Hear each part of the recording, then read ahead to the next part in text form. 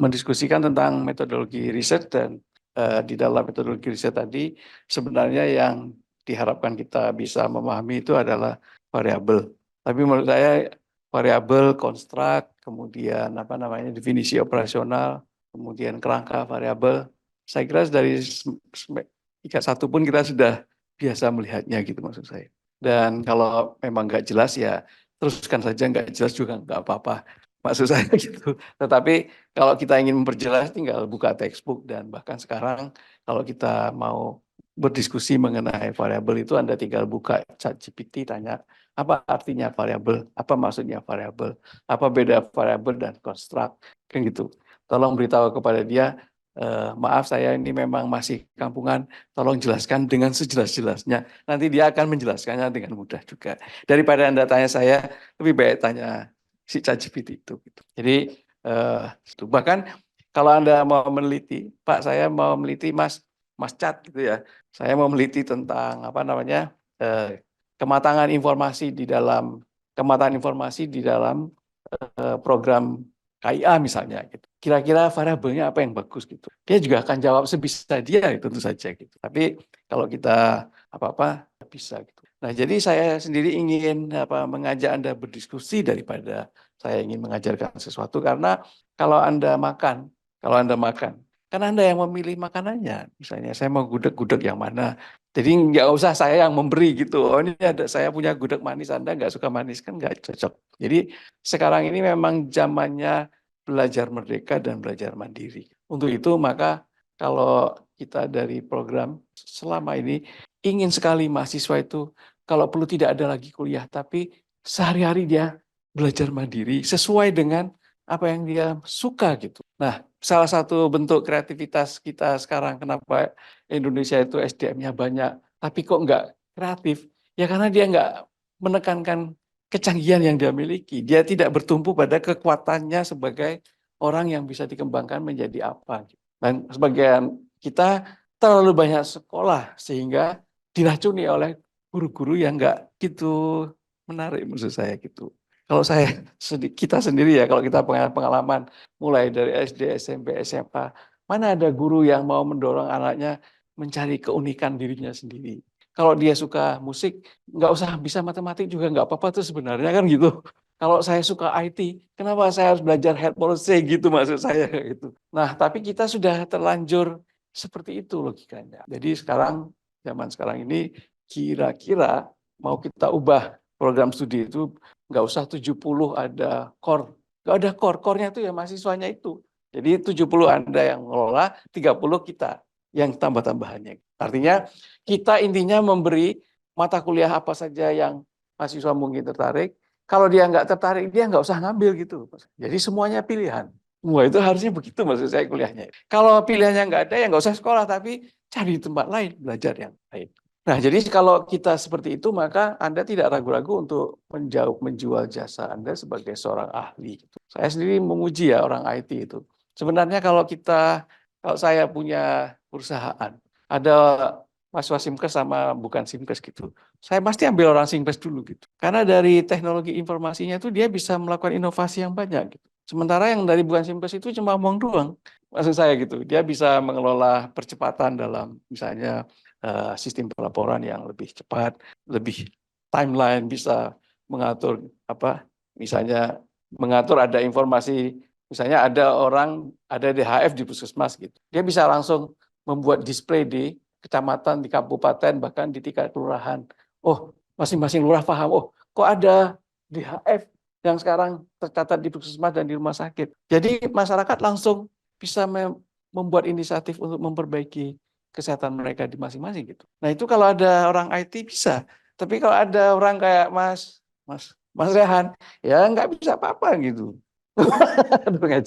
Jadi kita harus memang hargai. Saya sendiri kalau misalnya saya jadi bos apa gitu, kalau ada yang bisa IT, saya rekrut yang bisa IT plus yang sehingga kalau ada misalnya dokter yang bisa IT, SKM bisa IT, pasti ada kelebihan yang luar biasa di situ gitu. Makanya kalau Anda yang umum-umum ini sekali-sekali ikut mata kuliah yang IT tadi supaya Anda dapat sesuatunya. Kalau saya tawarkan kepada orang IT, mau belajar mengenai penelitian, untuk apa meneliti? Kita sudah punya sistem penelitiannya sendiri gitu, maksud saya. Jadi nggak nyambung-nyambung juga, malah rusak pikirannya gitu, bingung ya akhirnya maksud saya gitu. Nah jadi kembali lagi dalam saya mengajak Anda berpikir itu pertama ya ini, saya tidak membuat cerita mengenai topik itu maksud saya. Saya ingin memanfaatkan kesempatan ini adalah untuk memerdekakan pikiran Anda, jangan terjajah oleh mata kuliah itu maksud saya. Termasuk mata kuliah sesi ini gitu. Harus seolah-olah saya harus paham apa itu konstruk, Pak. Padahal kalau nggak usah ditanya pun saya tahu maksudnya gitu. Jadi seperti tadi ya, ada mahasiswa saya dengan Simkas ya, meneliti tentang maturity information. Jadi digital information maturity. Persisnya digital maturity ya. Ya itu berarti itu konstruk, Pak. Ya. Bagaimana kita ngukurnya? Berarti apa ada variabel-variabel lebih halus. Jadi kalau kita mau meneliti tentang konstruk, tentang variabel, tentang definisi operasionalnya, tinggal ikuti saja penelitian itu dan kembangan terus itu. Jadi tidak ada gunanya saya menjebak Anda dengan susahnya memahami konstruksi itu, variabel itu. Nah, jadi pesan saya ya, ini saya pesannya itu pesan kemerdekaan belajar itu. Ini ada Lala juga. Nanti saya akan mengajak Anda mengembangkan metode penelitian di samping variabelnya, meskipun waktunya singkat, tapi saya ingin memperkenalkan bagaimana Anda tertarik untuk menjadi peneliti itu yang penting. Sekarang ini kita belum tentu tertarik jadi peneliti, tapi kita sudah menghafal banyak sekali hal-hal yang kita sendiri tidak tahu kegunaannya gitu. Nah, itu yang salah sebenarnya. Tapi kan salah atau benar saya butuh ujian dan nilainya, Pak. Kayak gitu. Itu yang menghantam kita itu kan itu akhirnya. Jadi belajar itu bukan sebuah motivasi dari dalam karena kita ingin menjadi sesuatu, tetapi kira-kira kurang lebih seperti itu. Saya ambilkan namanya dulu ya.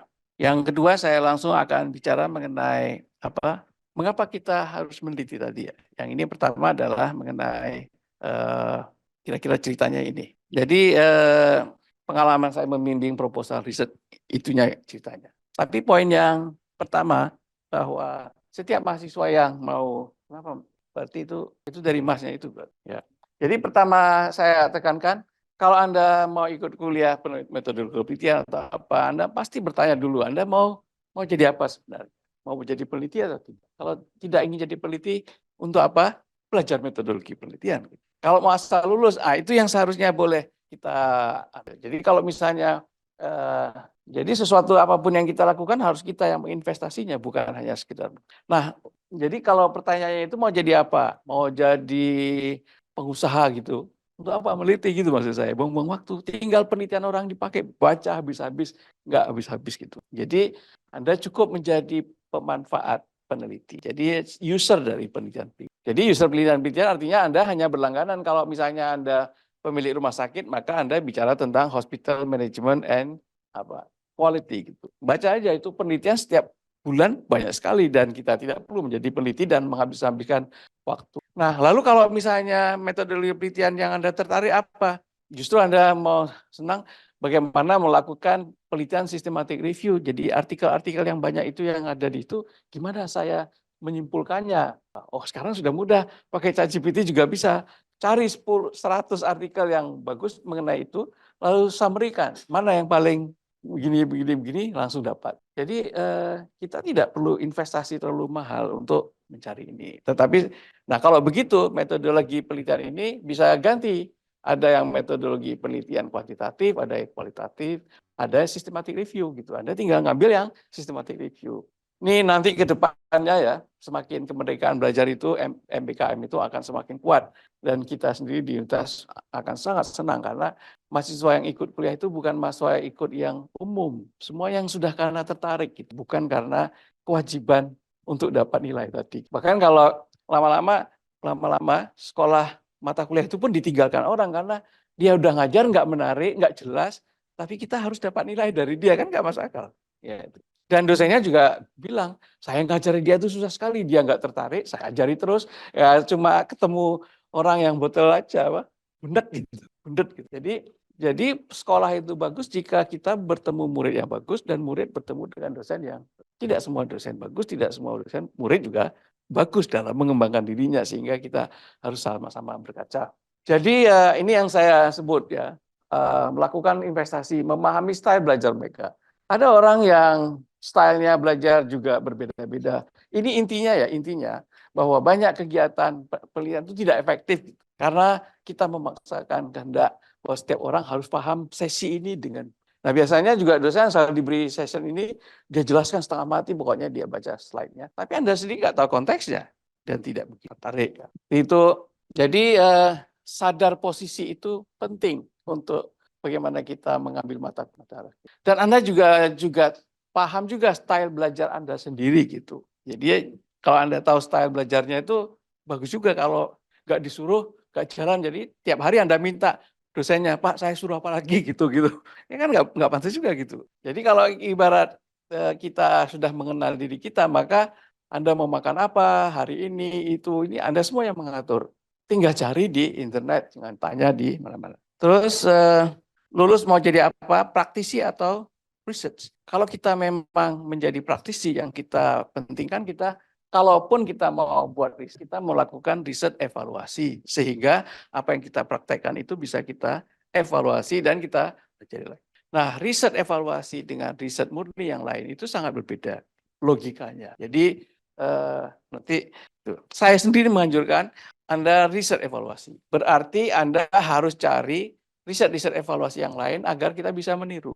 Semakin Anda meniru orang ahli dalam riset evaluasi, semakin bagus gitu. Variabelnya apa, macam-macam itu sudah ada. Kerangka berpikirnya gimana, ada semua begitu. Jadi saya kira itu penting untuk bagaimana membuat apa yang kita pelajari bisa menjadi kekuatan kita. Itu sebetulnya belajar. Jadi sebetulnya learning itu power, tetapi kalau learningnya itu tidak sungguh-sungguh, jadi apa? Bukan power apa namanya? Jadi merusak kita sendiri. Kita menjadi orang yang tidak menyadari kekuatan dan kecanggihan yang kita bisa kembangkan. Terus ya itu kalau ada orang yang mengkritik dosen. Sebenarnya slide ini saya cerita sama dosen-dosen. Jadi how we can teach student if we don't know how they learn. Jadi kalau seleranya aja kita nggak tahu, kita memberikan sesuatu ya nggak masuk-masuk maksud saya gitu. Untuk itulah maka Anda tahu selera Anda tahu cara mencari barang yang Anda sendiri selera, lalu Anda yang mengerjakan sendiri tuh.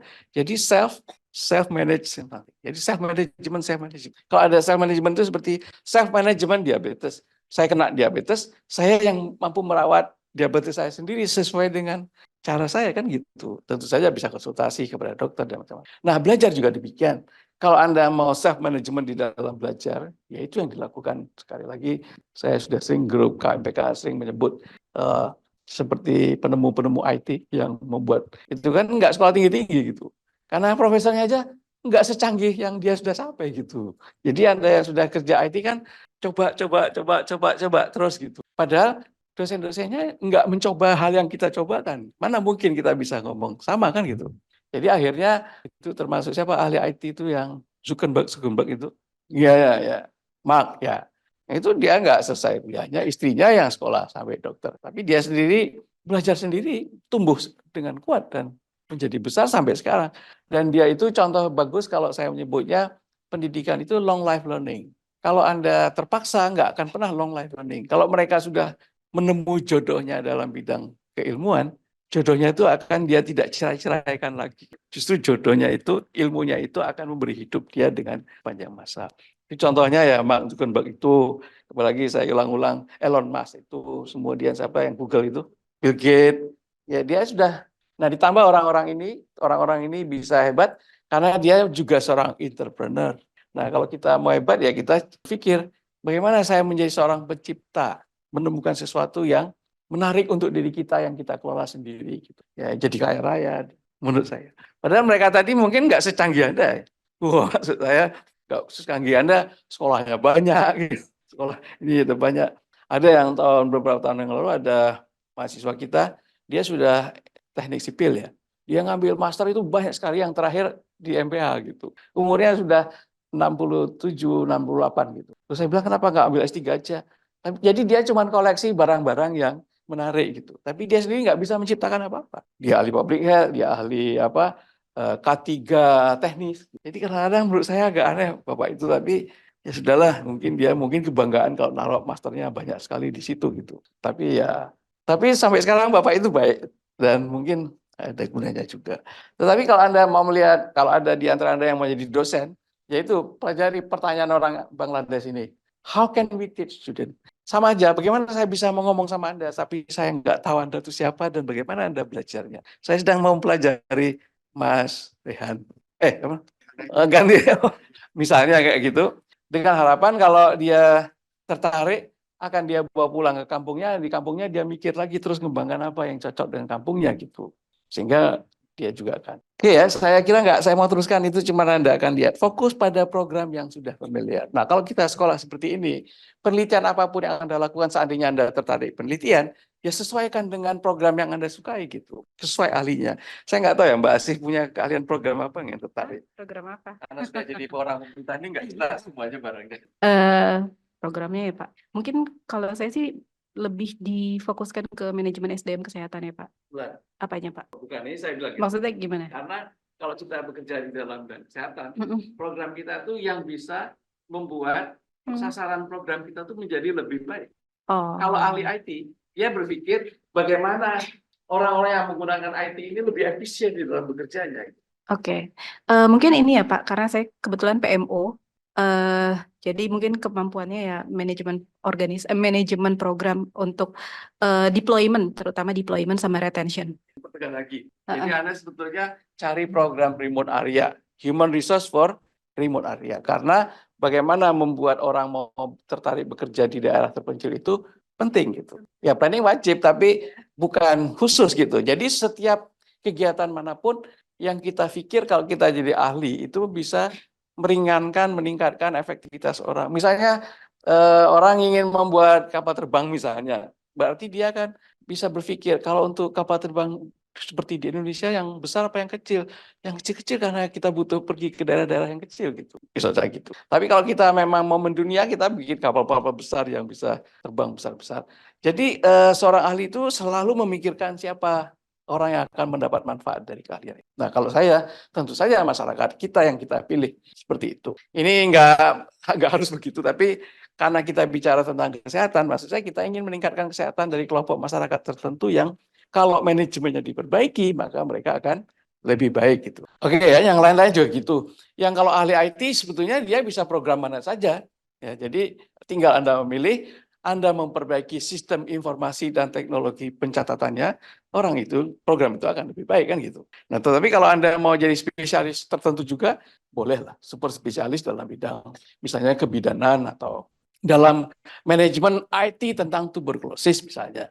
Jadi Anda pelajari betul sekarang ini aplikasi-aplikasi yang ada berkaitan dengan TBC itu apa, lalu seperti apa kita menemukan sesuatu yang baru sehingga setelah ketemu itu beres gitu. Nah, cerita saya tadi yang tentang puskesmas tadi ya, itu dulu ada, kalau Anda lihat di internet ya, jadi kita jadi BIK ya, Berkala Ilmu Kedokteran DHF. Jadi ada, nah ini ya, bukan. Jadi ada berkala ini enak ini. Tadi hilang lagi, nggak ada. Oh ini berkala informasi. Coba kita lihat DHF. Oh ini supaya dia nggak bilang UGM, BIK. Ini sudah BIK. Coba kita buka di sini ya. Sebentar aja. Mudah-mudahan udah.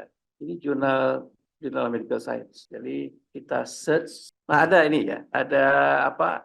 Ada abstrak saya tahun berapa gitu diterbitkan di sana bersama seorang kepala puskesmas dan ada Mas Sudio ini. Mas Sudio itu adalah lulusan Simkes kita, nggak kelihatan ya? Saya copy ya, PDF-nya kita buka aja. Nah, jadi ada yang di sini ada, kok nggak sama?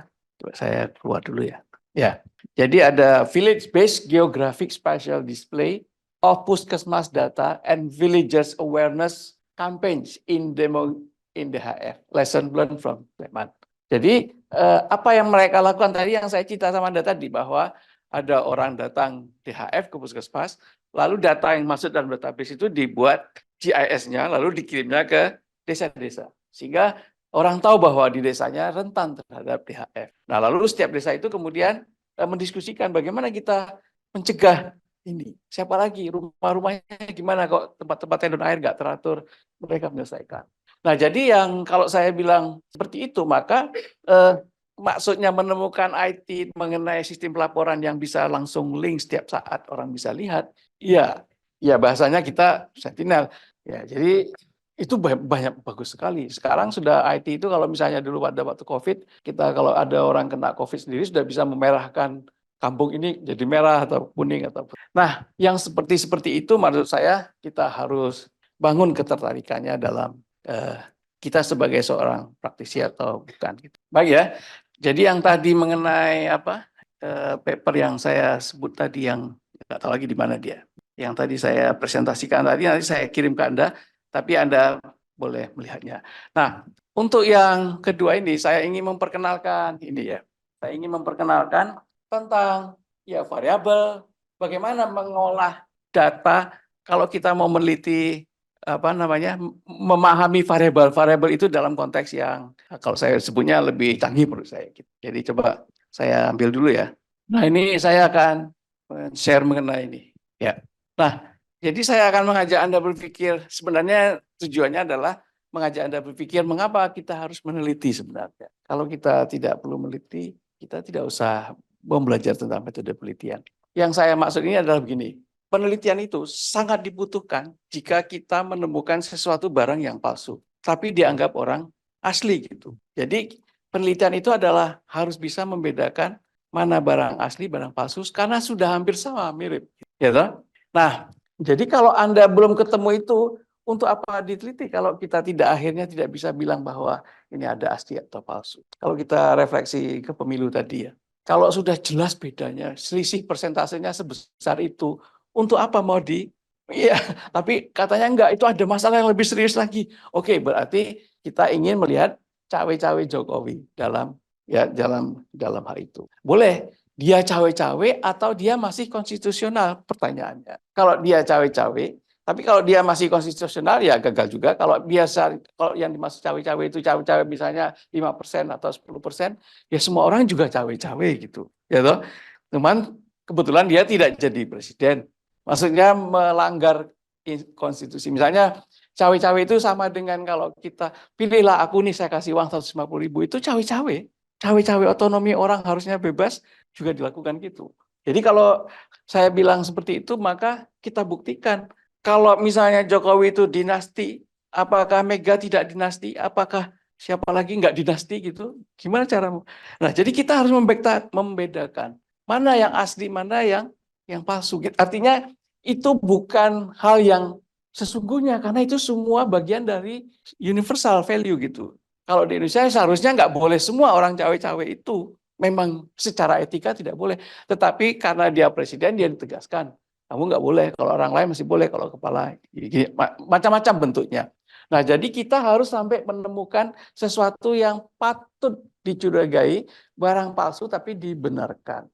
Nah jadi kira-kira seperti apa itu kalau Anda ingin meneliti seperti itu. Ini saya kasih contoh ya. Saya kasih contoh. Kalau nggak salah di sini ada ceritanya itu. Kalau nggak, saya akan ngajak Anda Ini nanti Anda bisa lihat ya bahwa Pak, kalau kita meliti semacam itu, saya kan nanti nggak ngajak Anda untuk mengumpulkan data yang banyak-banyak. Contoh yang akan saya buat itu seperti ini. Di Bantul itu ada bupati dari PDIP dan dia dikenal bagus dalam bidang kesehatan. Pada suatu ketika Bapak Bupati itu memecat dokter bedah yang ada di rumah sakit di Bantul itu karena dia menyuruh pasien yang ada datang ke rumah sakit pemerintah suruh pergi ke tempat prakteknya sendiri gitu. Jadi nanti yang untung adalah prakteknya gitu. Lalu dia pecat. Nah, lalu ada yang klaim bahwa oh berarti bupati itu betul-betul memang ingin meningkatkan pelayanan masyarakat. Karena pertanyaan saya adalah benarkah bupati itu benar-benar ingin meningkatkan kualitas pelayanan pemerintah atau dia hanya membuat pencitraan supaya dipilih kembali? Nah, kalau seperti itu maka kita perlu pembuktian. Jadi politisi itu kalau dia bilang komitmen pada kesehatan masyarakat, apakah benar? Jangan-jangan sebaliknya dia tidak memperhatikan kesehatan masyarakat, tapi dia hanya ingin memanfaatkan kesehatan masyarakat untuk pencitraan politiknya. Anda masuk akal nggak gitu? Yang paling depan. Kalau menurut Anda, kok enggak kita? Ini saya ketemu orang baru, jadi saya agak kaget juga. Karena kita frekuensinya nggak sama sedikit. Kalau yang KMBK sudah sering ketemu, jadi Frekuensinya dia kalau dia cek nggak marah lagi. Gimana Pak tadi Pak? Ya, jadi kalau kita sebuah penelitian itu menurut saya sebaiknya ada sesuatu yang salah di pandangan umum bahwa ada bupati memecat seorang dokter di rumah sakit karena dituduh dokter itu memperkaya dirinya dengan memindahkan pasien dari rumah sakit itu ke praktek pribadi. Nah, terus bupatinya memecat itu. Terus orang banyak bilang, wah inilah hebat bupati ini karena memperhatikan kualitas pelayanan di rumah sakit.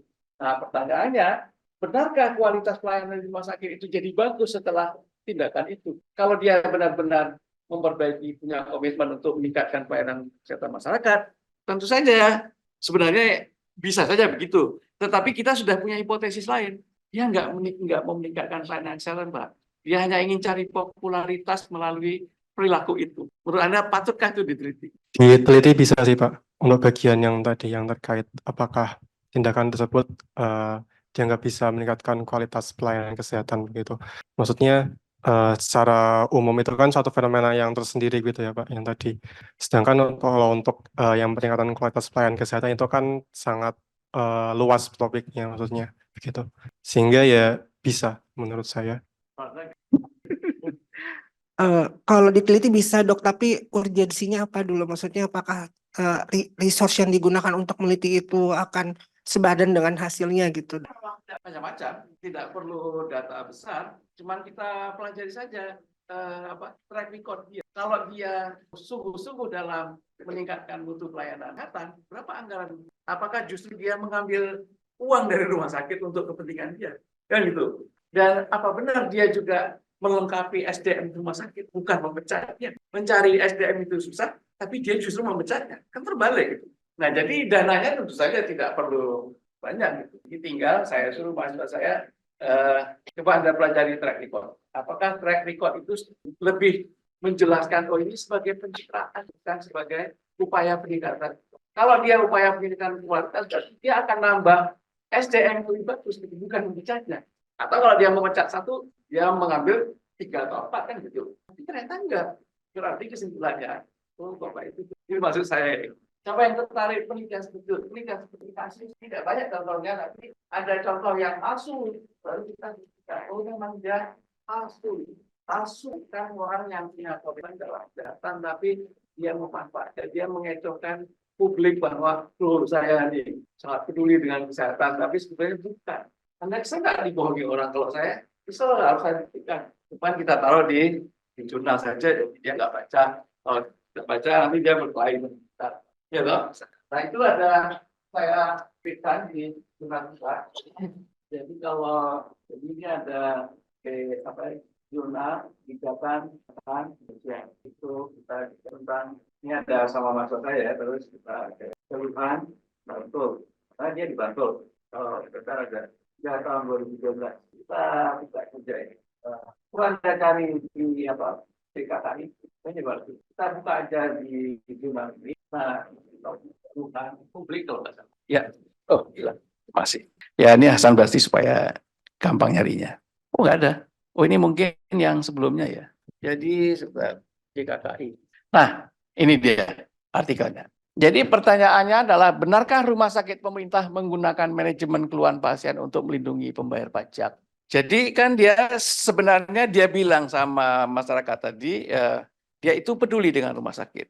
Nah, lalu dia memang menciptakan keluhan-keluhan tadi keluhan masyarakat di responnya gitu. Tetapi kalau kita lihat, kalau hanya kita merespon keluhannya, tapi belum tentu kita memang membuat rumah sakit itu lebih bagus tadi maksudnya. Jadi keluhannya itu paling menguntungkan kalau dia ada orang tanya, Pak, di radio gimana gini, oh ya saya sudah lakukan gini-gini, sudah saya pecat misalnya contohnya itu. Loh, terus siapa yang mau jadi ahli bedah lagi di situ di rumah sakit kalau orangnya dipecat gitu? Apa semudah itu mencari ahlinya? Jadi kita bertanya, jadi dugaan dia tadi benarkah rumah sakit pemerintah menggunakan manajemen keluhan pasien untuk melindungi melindungi itu artinya untuk meningkatkan mutu, tuh maksud saya. Jadi tidak mungkin ada kesalahan. Nah, yang dipecat tadi mungkin untuk melindungi satu orang, tapi tidak untuk menciptakan rumah sakit itu benar-benar bagus gitu. Nah, lalu ditelitilah oleh Mbak Siti Suryati itu. Mbak Siti Suryati itu dulu KMPK.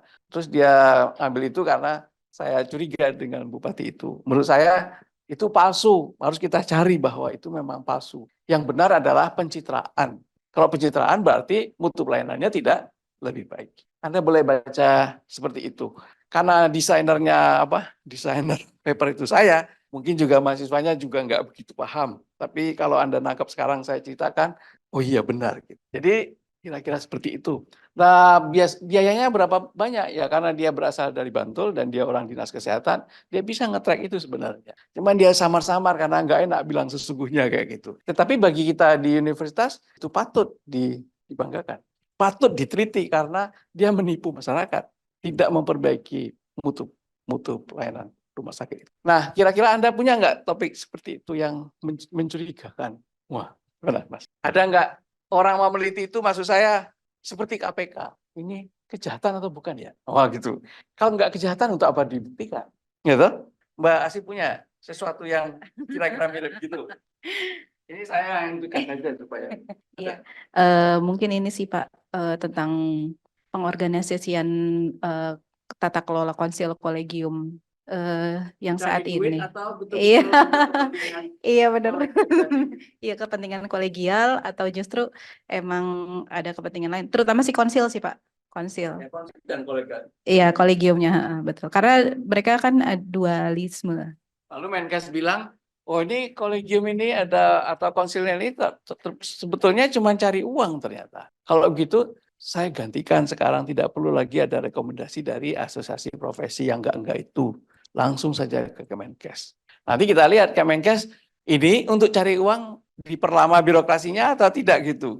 Nah, jadi selama ini kursus-kursus yang ditawarkan kepada kolegium itu kursus abal-abal, asal dapat SKP. Iya, iya. Jadi menurut saya itu tugas dari para policy maker, seorang yang menjadi pejabat penting. Tipu-tipu itu harus kita buktikan dan harus kita buat kebijakan yang sebenarnya. Itu contoh yang bagus, Mbak. Terima kasih. Siapa yang mau meneliti itu sebenarnya? Waduh, nggak berani. Loh, kan kita akan membawa kebenaran. Siapa contoh yang lain yang kira-kira ada yang mirip-mirip? Saya ingin meneliti berdasarkan pengalaman saya, Ya, Pak. benar. Apa, Pak? Kira-kira kalau kita meliti itu jika ada sesuatu yang apa namanya tadi kebohongan, kita sudah taat membayar organisasi, kita ikut peneliti, ikut SKP, ya kuliah yang katanya tapi ada SKS-nya, dapat SKP-nya mahal, kita pulang nggak dapat apa-apa gitu. Jadi memang selama ini organisasi profesi itu hanya menghabiskan uang kita. Maka kemudian Menteri Kesehatannya yang agak canggih tadi, ada agak itu memutuskan bahwa untuk menjadi pelamar kerja segala macam tidak butuh rekomendasi itu. Nah, ada nggak kira-kira yang seperti itu yang mau Anda tadi? Kalau Anda nggak punya itu, lebih baik nggak usah meneliti, maksud saya. Anda dalam situasi seperti apa ya? Kalau berdasarkan yang Bapak minta seperti SKP itu, saya belum ada, Pak. Nggak, maksud saya yang lain. Ini contoh aja. Maksud saya orang mau meneliti itu harus ada ketajaman terhadap mana yang bohong, mana tidak. Mana yang palsu, mana yang baru kita. Jadi motivasi meneliti itu adalah sebuah kemanusiaan. Ya coba ada nggak contoh lain? Ya udah, saya kasih contoh yang lain. Ada mau kasih contoh tentang stunting, program stunting. Saya ingin meneliti stunting tadi. Apakah stunting ini untuk menghimpun dana sosial untuk kampanye atau betul-betul ingin? Kenapa BKKBN yang menyelesaikannya bukan KPN? Ya toh? Kenapa tidak langsung diberikan ke desa-desa saja? Kok melalui birokrat yang punya potensi korupsi? Berarti ini tipu-tipuan. Siapa yang berani mengatakan itu? Saya bilang, memang ternyata presidennya aja tangkap. Bahwa ternyata ini hanya habis di meja pertemuan di Jakarta, bukan sampai menjadi makanan yang sehat untuk orang-orang yang membutuhkannya. Jadi mengerikan sebenarnya. Nanti kita lihat juga makan siang ini pencitraan atau benar-benar ingin mengatasi anemia di anak-anak sekolah. Misalnya kayak, ya gimana? Mungkin kasus yang beda ya, Pak. Mungkin kasus yang beda ya, Pak. Mungkin, tapi nggak tahu ini maksudnya benar atau enggak ya, Pak. Kan kita menduga ya, Pak. Jadi dalam konteks peningkatan mutu, Pak. Kan maksudnya di undang-undang dimanapun kita disuruh meningkatkan mutu cara berkesinambungan dan lain-lain gitu kan, Pak. Saya lihat di Jogja di Perwalinya itu ada pengawas mutunya, ada tim mutunya di puskesmas. Tapi di Binjai dan Medan itu sama sekali tidak dimasukkan. Di Perwali itu adanya penanggung jawab mutu, Pak. Jadi kan bisa ditanda tanyakan, Pak. Tapi dalam pelaksanaan tidak ada anggaran. Ya, mungkin yang rame sekarang ini ya Pak, pengadaan ASN. Nah, jadi sebetulnya seberapa efektif sih pengadaan ASN itu, atau justru kita nggak perlu ngadain PNS atau ASN? Ya. Gitu sih Pak. Maka Pak, jadi justru yang penting itu adalah alasan meneliti itu maksud saya. Bukan variabelnya, bukan apa, itu tinggal lihat artikel yang berikutnya kan gitu. Yang nggak ada itu alasan yang tepat untuk meneliti. Mbak, yang udah mantuk-mantuk kelihatannya. Saya sebenarnya ingin ngajak Anda supaya Anda punya hal yang Anda pelajari itu. Mungkin salah satu contohnya terkait akreditasi mungkin Pak. Apakah memang akreditasi itu hanya sebagai formalitas saja? Secara siklus memang harus mungkin syarat dari kerjasama dengan BPJS. Apakah memang akreditasi yang dilakukan itu memang benar-benar untuk meningkatkan pelayanan? Mungkin. Kalau dia menarik, ya kalau sudah ada itu saya ada boleh. Berarti akhirnya BPJS itu bagaimana gitu? Akhirnya nilai Anda mau menyalahkan BPJS-nya atau menyalahkan? Harus ada evaluasi dari keduanya Pak. Dari ya.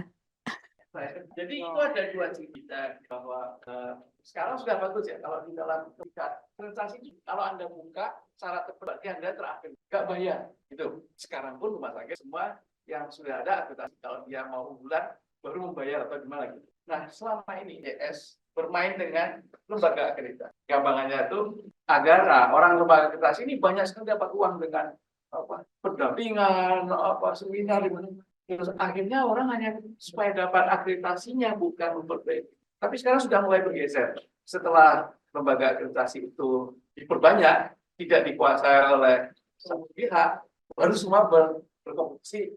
Kita betul-betul mengakreditasi agar sekarang sudah malu yang ikut akreditasi tadi karena sudah dituduh, asesornya sudah malu karena selalu dituduh, wah ini bagian dari mafia, dari makan. Bukan betul-betul membantu. Dan kalau dia membantu tidak boleh mahal-mahal, itu maksud saya. Nah sekarang sudah mengikuti itu.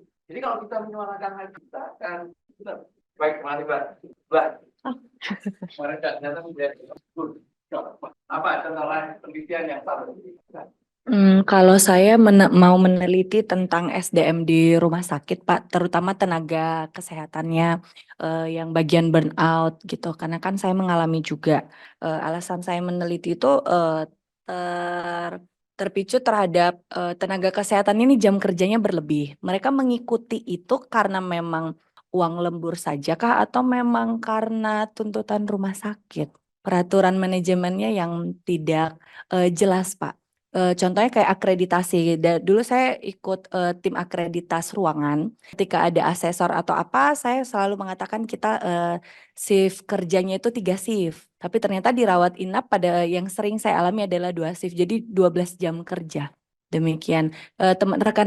Rekan-rekan seprofesi tidak berani ngomong karena kalau berisiko untuk pekerjaan. Jadi saya mau meneliti itu, Pak. Hipotesis. Kita tanya kalau yang tradisional ya, siapa? Hipotesis. Yang lain, kira-kira kalau siapa ingin bantu Mbak? Kalau orang baik kan, ya, burnout kan? Ya, kan Mbak. Burnout kan. Ya, jadi kalau burnout, kira-kira hipotesisnya. Apanya pengaruh negatif terhadap burnout tenaga kesehatan di rumah sakit? Bukan. Kenapa? Gimana? Apakah burnout itu disebabkan oleh atau karena tekanan pekerjaan, tekanan Orang batin. bukan benar tekanan psikis dan sosial yang terkait dengan apa yang menyebutkan tadi pasal. Nah, kalau Anda bilang dua itu, maka itu mengikuti pola saya. Mana yang benar? Ini orang burnout sebetulnya jengkel dengan supervisornya yang tahun tanya ini tanya, jadi menambah tekanan seperti itu. Tapi kalau yang sederhana biasanya hipotesisnya adalah semakin besar beban kerja, semakin tinggi tingkat burnout. Nah, kalau itu yang tradisional, yang linear. Tapi kalau kita ada dua hipotesis, ini karena tekanan beban atau tekanan bosnya yang pokoknya nggak boleh ada jam begitu, kan habis ini marah, padahal beban kerjanya artinya benar. Nah, kalau dia ada dua seperti itu, berarti ada dua hipotesis. Berarti itu sebenarnya kita ingin membuktikan apakah benar ini masalah manajerial atau masalah beban kerja. Kalau dia masalah manajerial, manajernya yang diganti. Ya, kalau dia memang masalahnya memang beban kerjanya yang dikelola, sistemnya yang diubah. Nah, tapi benar, mungkin bisa terjadi ya, bahwa memang unsur manajer itu penting sekali untuk membuat orang nyaman bekerja. Ya, sebenarnya bukan apalagi pasien itu tidak banyak misalnya. sudah cocok lah. Itu yang saya maksud. Nah, Anda boleh memilih model linear itu. Jadi biasanya yang model linear itu gini bilangnya, penduduk yang memiliki tingkat pendidikan yang lebih tinggi, kecil kemungkinan untuk mendapat penyakit ringan karena mereka sudah biasa berpikir baik kan. Ya sudah tentu lah. Untuk apa kita buktikan? Masa orang yang berpengetahuan lebih jelek dari orang yang tidak berpengetahuan? Tidak. Nah, itulah yang saya mau menjadi. Kalau meneliti hipotesis seperti itu, kita hanya mengulang-ulang normatif saja. Saya kita lihat nilai Anda nilainya bagus. Mahasiswa yang punya nilai bagus tergantung usaha-usahanya. Ya jelas lah. Mana mungkin ada orang, kecuali ya kita lihat yang kumpulan itu ada mencurigakan kok. Saya nggak pernah lihat di kumpulan.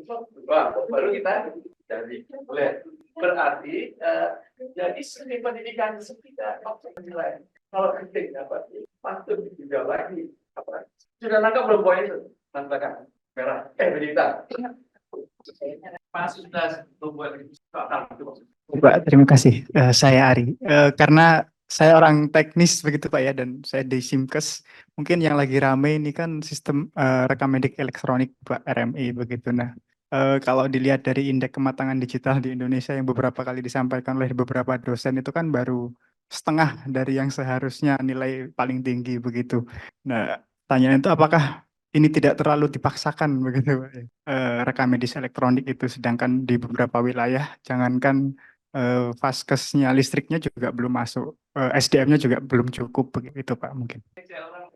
Saya, ya dia mau menilai kalau belum masuk ya. Jadi kalau orang sudah berarti yang salah gitu ya. Akhirnya hal-hal yang kalau Anda cara saya Anda kalau masalah saya di sana daripada lebih baik manut aja gitu. Ya ada suara program atau itu ya maksud saya. Jadi nanti kalau Anda sudah tinggal nanti gini, kalau Anda sudah ketemu yang sebelum saya bantu. Coba Anda cari tahu misalnya kita mau membuktikan pencitraan, ada nggak?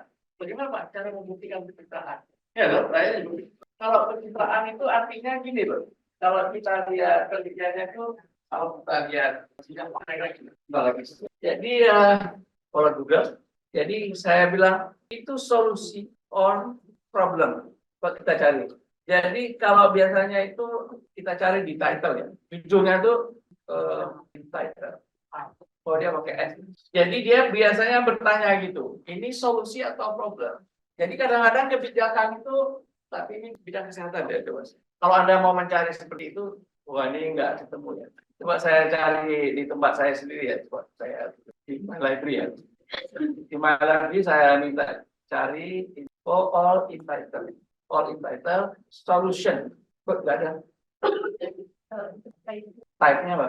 All in title. Ini, oh berarti harus dimasukkan problemnya juga ya. Pakai or ya. Oh nggak mau. Apa, Mbak? Nah ini nih, dual job holding. Orang rangkap jabatan, ruang rangkap jabatan. Itu problem atau solusi? Wah gitu. Kalau rangkap jabatan itu problem, harus kita. Tapi kalau dia solusi, harus kita pertahankan.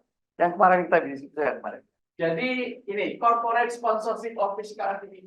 Jadi ini kita misalnya ada orang lomba lari, lalu kita panggil jarum sponsor. Part of the solution or part of the problem. Gitu. Itu banyak ya kalau Anda cari. Nah, jadi kalau Anda mau bermain di situ, carilah hal seperti itu supaya Anda lebih, kalau Anda sendiri juga jadi politisi, berarti Anda memanfaatkan penelitian Anda untuk pencitraan juga gitu maksud saya, supaya akhirnya Anda dipilih, wah Bapak itu hebat sekali kelihatannya. Gimana komentar Anda? Komentarnya. Jadi banyak ya, ini mengatakan konsep versus solusi, atau dia menyebutnya paradoks. Ini kalau Anda cari banyak, saya sebetulnya ada koleksi yang saya kirim ada mengenai studi dan topik. Gara-gara saya ajar mahasiswa tadi, supaya meyakinkan kalau mahasiswa itu bohong, saya bohongi. Jadi yang lain itu kita cari kata paradoks. Kalau paradoks kan berarti sebaliknya, ya, inequality paradox. Artinya seharusnya dia itu paradigma ini nanti kita harus menjadi manajer politik. Kok sebaliknya yang terjadi? Sebetulnya maksudnya adalah sesuatu yang hanya pencitraan, bukan yang nanti Anda ini untuk belajar saja. Tapi kalau Anda bisa mengikuti itu, berarti Anda bisa mengubah seperti rangkap jabatan. Rangkap jabatan di daerah terpencil itu solusi. Tapi kalau di kota adalah karena tidak boleh kita bilang tidak boleh rangkap jabatan tergantung dari konteks. Nah itu yang sebetulnya belajar polisi dari berbicara. Sama juga dengan begini misalnya, Dosen bilang, mahasiswa itu harus dipaksa, kalau nggak dipaksa tidak belajar. Tapi tidak boleh semuanya. Jadi yang boleh dipaksa itu adalah yang adrenalinnya kurang. Kita suntik adrenalin supaya nggak aktif. Misalnya, kebanyakan menyamakan. Pemerintah Indonesia semua menyamakan. Orang kita orang butuh gajinya sama. Harusnya dia bilang, kalau yang punya gejala itu harus beda.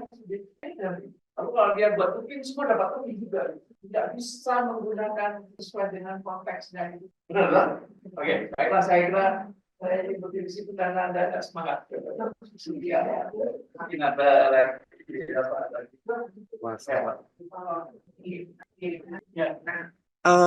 Kondisinya adalah mungkin ada overutilisasi ya dok ya. Salah satunya mungkin karena salah satunya self referral.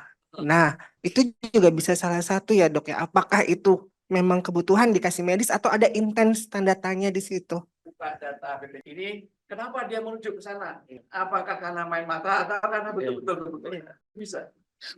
Datang ke saya, kita buktinya. Terima kasih dok. Kalau tawar. Izin bertanya ya Pak ya. Ada pengalaman saya di puskesmas terkait pencatatan dan pelaporan kartograf. Ya, di saat shift itu mempunyai pasien 2-3, namun bidannya sedikit. Lalu di pencatatannya itu bidan-bidan seniornya itu cenderung memalsukan data. Udah asal aja isinya gitu biar cepat selesai. Itu termasuk perilaku. Termasuk. Iya, Pak. Jadi seharusnya kalau bidan membuat praktek itu kan dia ingin bagaimana anak dalam kandungan si ibu itu betul-betul teropeni itu. Tapi dengan cara seperti itu dia sebetulnya membiarkan anak-anak yang membutuhkan perhatian itu tidak diperhatikan karena tidak di follow up oleh bidan sendiri gitu. Itu menyedihkan. Ada mahasiswa S3 saya di sini, saya minta meneliti itu. Jadi di Purwokerto dia menelitinya. Dia ingin membuktikan apakah bidan-bidan itu membuat ibu-ibu hamil miskin itu, ibu-ibu miskin yang hamil itu lebih bisa mengelola kandungannya atau justru malah tergantung dengan dia. Nah yang terjadi tergantung dengan dia. Jadi harusnya bidan tadi membuat ibu itu sadar tentang kebutuhannya. Tugas dosen ini supaya membuat sadar mahasiswa itu punya kapasitasnya yang khusus yang harus dia kembangkan. Tapi dia nggak menyadari hal itu. Jadi dia kira kalau dosen ngomong, cerna sebanyak-banyaknya, masukkan ke dalam gelas Anda, lalu penuh tumpah ruah, nggak jelas lagi gitu.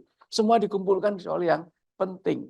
Maka pembelajaran yang sifatnya top down itu sudah nggak boleh lagi sebenarnya. Sama juga bidan. Sekali dia ketemu ibu-ibu itu, jangan ini, jangan ini, jangan ini, jangan ini, gitu loh.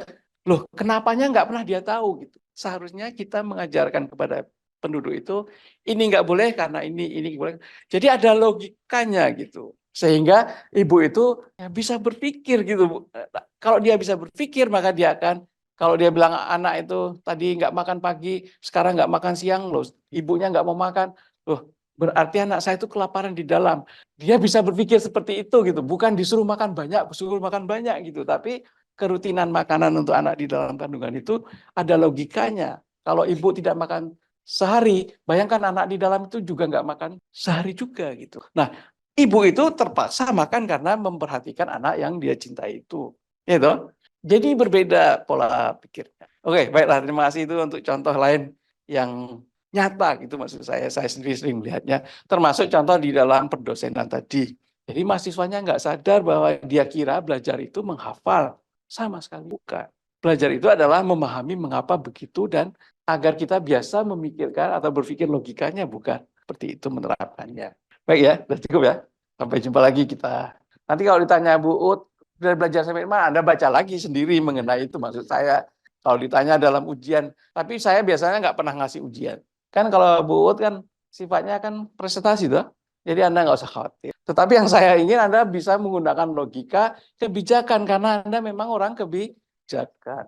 Sehingga implikasinya adalah perubahan kebijakan yang tepat ya. Izin bertanya Pak terkait materi judul mata kuliah pada hari ini kan konstruk konsep dan variabel. Jadi sebenarnya maksudnya itu ketika masuk ke dalam proposal tesis itu masuk di bagian mana dan kami sebaiknya belajar mulai dari mana begitu Pak? Ya, mulainya Anda cari lagi artikel yang sudah cocok, tinggal ngikuti dia aja. Ada di bagian metodologi itu. Jadi definisi operasionalnya apa, variabelnya apa itu ada semua. Tapi kalau kita sudah nemu logika yang bagus untuk teliti, baru lihat paper yang sama gitu maksud saya. Jadi nggak perlu saya mengajarkan itu sangat sulit maksud saya, dan Anda nggak nyambung terus karena jadi lebih baik saya tekankan pada kalau Anda tahu alasan meneliti, tahu mencari artikel yang mana yang semirip, berarti Anda sudah tahu semua isinya kan gitu. Ya udah, jadi untung saya bisa jawab pertanyaan Anda itu. Baik, sampai jumpa lagi. Apa saya harus memonitor bahwa Anda membacanya? Gak usah lah, wong Anda yang mau belajar kok, masa saya harus. Jadi adalah self monitoring, maksud saya Anda melakukan, wah saya mau ngikut Pak Mub karena menurut saya logis juga, kok saya yang belajar tapi kok orang yang kontrol saya gitu, nggak bisa juga. Padahal yang dikontrol itu bukan hal yang penting bagi Anda kan gitu. Jadi kita akhirnya terpaksa dalam proses belajarannya. Nanti saya masukkan dalam kelas yang riset ya. Sudah ada saya punya, nanti saya buat, jadi anak dari Simkes juga bisa nangkep apa maksud saya, termasuk beberapa slide yang akan saya tampilkan. Tadi slide yang kedua juga mau saya ceritakan di bawah, tapi lebih baik Anda baca saja, tapi saya sudah menunjukkan poinnya gitu. Baik, sampai jumpa. Ya. Oh, jamnya nggak sama Pak. Loh kan saya nyuruh Anda belajar mandiri. Ketemu begini kan hanya untuk diskusi saja. Hah? Harusnya, tapi malah nggak mandiri-mandiri. Baik, sampai jumpa.